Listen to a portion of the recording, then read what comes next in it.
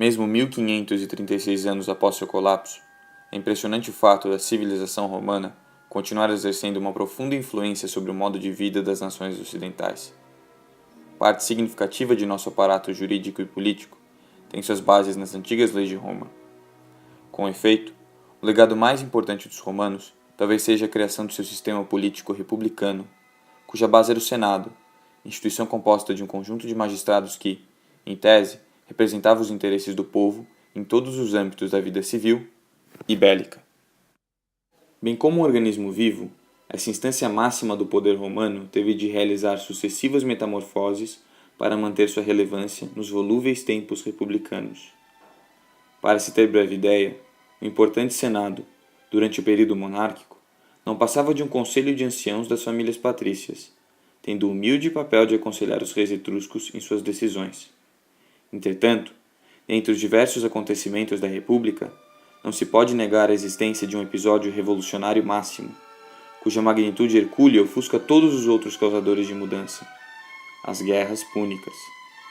O conflito militar desencadeou uma série de eventos que culminaram com o fim da organização da sociedade em torno da res pública, representada pelo Senado, e com o início do período imperial, no qual o poder emanava do princeps. Tendo isso em mente, o objetivo dessa videoaula é desvendar as consequências dos desdobramentos políticos, sociais e econômicos das referidas guerras para a estrutura do Senado. Antes disso, todavia, deve-se rememorar o episódio púnico. Após a conquista da Península Itálica, Roma havia se configurado como importante potência bélica e econômica do Mediterrâneo. Essa posição, contudo, prometia rivalizar o poder de Cartago, cidade-estado de origem fenícia com império comercial já estabelecido. A tensão entre os dois gigantes acabou por gerar 3 guerras vitoriosas para Roma, dentre as quais se destaca a segunda.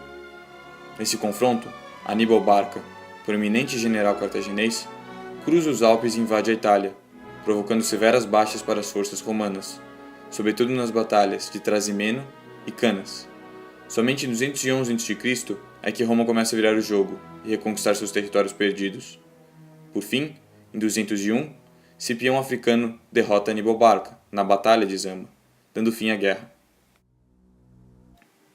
Enterrada a ameaça púnica, a República recebeu os territórios da Sicília, Sardenha, Espanha e Siracusa.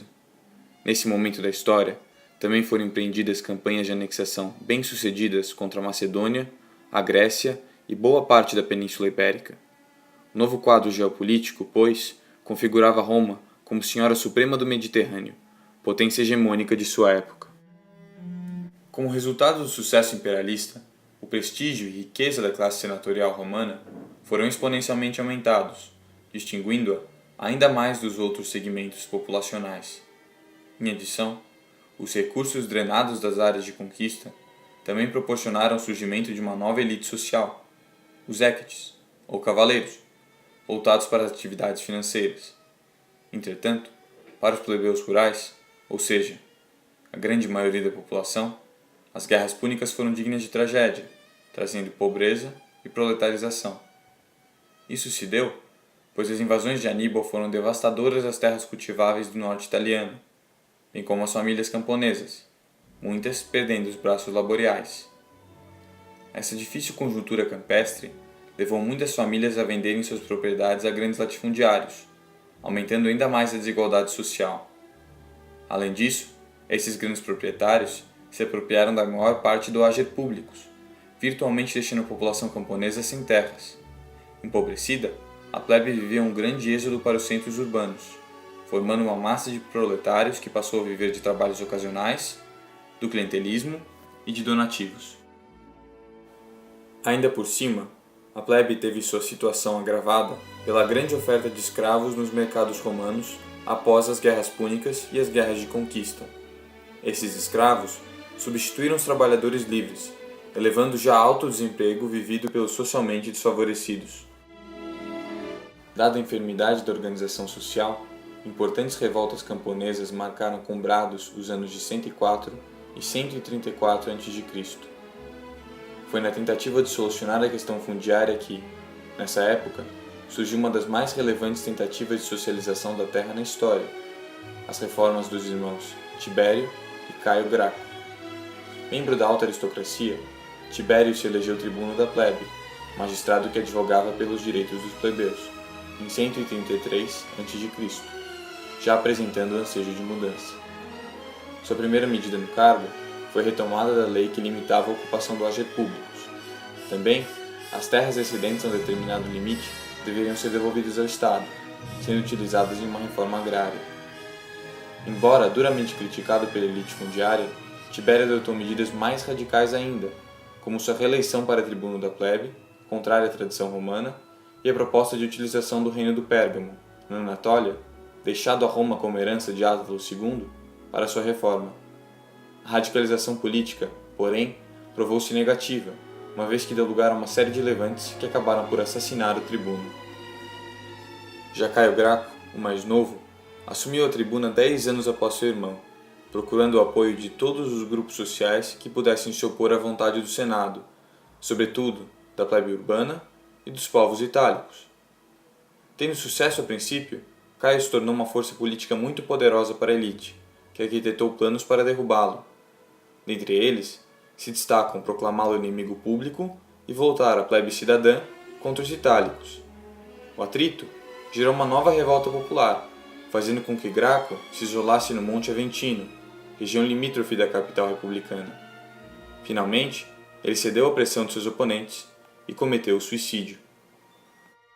Falhada a mudança social em Roma, a elite senatorial se viu em posição privilegiada de controle sobre a desigual sociedade, dispondo de mecanismos para limitar o poder individual dos magistrados. Não obstante, um novo subproduto das guerras púnicas alterou um momento de breve estabilidade, essa lógica de governança superior do Senado sendo transformada durante o mandato do cônsul e general Mário, conquistador da Numídia.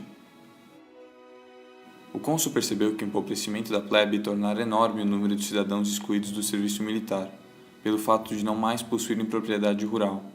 Logo, para manter a posição de potência incontestável da região, fez-se necessária a estruturação de um exército profissional, baseado no alistamento remunerado e voluntário de cidadãos. A reforma militar mostrou seus efeitos muito além das legiões romanas, alcançando profunda repercussão política, além, é claro, de se provar extremamente bem-sucedida no campo de batalha. Uma das consequências foi a aproximação dos generais com seus soldados, reforçada pelo longo tempo de convivência e pelos interesses em comum, dentre os quais se destaca a riqueza. Os soldados passaram a ter uma lealdade inquestionável a seus comandantes, o que aumentou demasiadamente o poder pessoal dos mesmos. O exército, pois, deixou de representar os interesses da República, isto é, do Senado, para ser um veículo de ascensão política de seus comandantes. Como se pode ver, após as guerras púnicas, a República Romana, antes um modesto povoado às margens do rio Tibre, havia se tornado uma potência imperial com uma sociedade profundamente desigual, uma concentração fundiária ímpar, a maioria da população descontente, proletarizada, e forças armadas que não mais agiam em favor do Estado. Foi o peso insustentável dessas questões que acompanhou a entrada da civilização romana no século I a.C., último sob estrutura republicana. Esses anos são lembrados pela ferocidade e sanguinolência das disputas entre facções políticas. De um lado, estavam os populares, ditos defensores dos interesses da plebe e das reformas dos Graco. Do outro, estavam os conservadores e oligarquistas optimates, defensores da manutenção dos privilégios e do poder senatorial. O primeiro grande conflito entre essas agremiações se deu pela disputa entre o cônsul Mário, popular, e Lúcio Sila, optimate, no comando da campanha contra o rei do Ponto. Após uma guerra civil, Sila saiu vitorioso, ocupando Roma à força.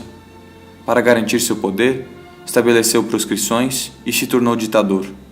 Após sua morte, houve um momentâneo regresso à normalidade política, até que, já nos últimos 40 anos da República, se iniciou uma nova batalha.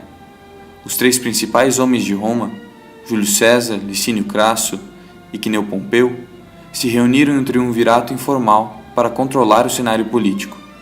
César, após se tornar cônsul, partiu para a conquista da Gália. Crasso marchou para o Oriente e Pompeu ficou em Roma.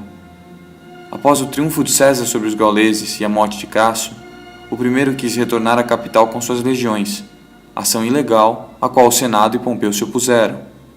Preferindo testar a sorte, César invadiu a Itália com suas legiões, o que desencadeou uma nova guerra civil. Tendo saído vitorioso da contenda, César recebeu o título de ditador vitalício, com todos os direitos que anteriormente cabiam ao Senado e aos tribunos da plebe. O novo ditador empreendeu um vasto programa de reformas, sobretudo de caráter populista, limitador desse modo dos poderes senatoriais. Contudo, as reformas, somadas à sua atitude semelhante de um monarca, afinal, por tornar-se governante vitalício, quebrava a lógica republicana de mandatos, fizeram com que fosse assassinado em 44 a.C., durante uma sessão do Senado, por uma conspiração de optimates, que acreditavam assim preservar a República. Seu mais imediato legado foi a ascensão de um novo triunvirato, dessa vez formal, gerador de uma nova guerra civil. Dessa, emergiu vitorioso seu filho adotivo, Otaviano, tornando-se o único e soberano senhor de Roma, com o título de Augusto. Dessa forma, a partir das condições de discórdia das guerras púnicas, a sociedade romana foi tão visceralmente modificada que ultrapassou as fronteiras políticas da República, passando assim a se figurar como império. Quase que como em um movimento cíclico, o imponente Senado, após a ascensão de Otaviano Augusto, voltava à conjuntura de instituição subordinada ao poder de um único governante, com o império vitalício, bem como se dava no período monárquico. Os senadores passaram, portanto, a não mais reger todos os aspectos da vida romana, mas sim a aconselhar e formalizar as decisões dos imperadores, dando-lhes legitimidade. Dessa maneira, pode-se concluir que a partir das guerras púnicas, a estrutura política e social da República se mostrava incompatível com as urgências de seu tempo, sendo imperativa a mudança. O Senado, como manifestação máxima desse regime, foi o maior objeto dessas alterações.